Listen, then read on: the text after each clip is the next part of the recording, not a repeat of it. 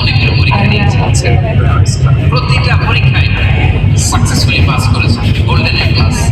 আল্লাহ বলেন ইন্নী জাইলুকা লিন-নাসি ইমামা, I'm gonna make you the leader for the entire human being.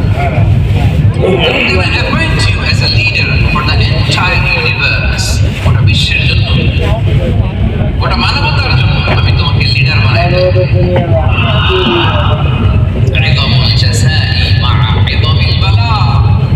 পরীক্ষা যত বড়, ওই পরীক্ষায় পাশ করলে ওইটার ফলাফল প্রতিদানও। তাহলে দেখেন প্রিয় ভাইরা, সাইয়েদনা ইব্রাহিম আলাইহিস সালামের জীবনে পরীক্ষার কোনো শেষ ছিল না। আমি আপনি কোথায়?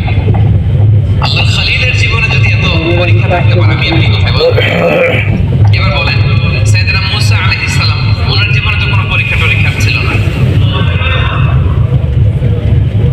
গুণে শেষ করতে পারবেন? জন্মটাই তো হয়েছে পরীক্ষার মধ্য দিয়ে। মিশরের ছেলে সন্তান হইলে ফেরাউন বলছে জবাই করো, ওনার মা এরকম সিন্ধুকে করে ভাসায় দিলেন নীল নদীতে। আল্লাহু আকবার! কি একটা রোমাঞ্চকর পরিস্থিতির মধ্য দিয়ে আল্লাহ তাআলা ওনাকে বাঁচালেন। জন্মই হয়েছে পরীক্ষা।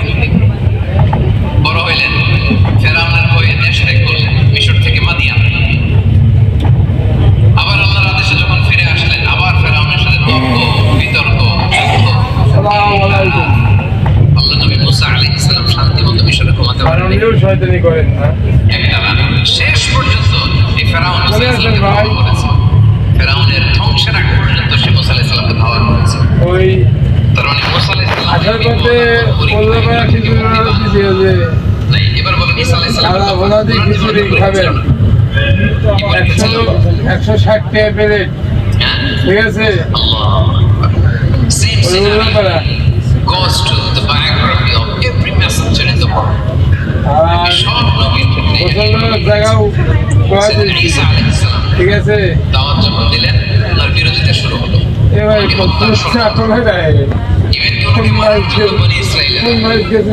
উদ্ধত হলো, চালেবাজ করার জন্য ঢুকলেন, চারদিক দিয়ে ঘেরাও করলেন।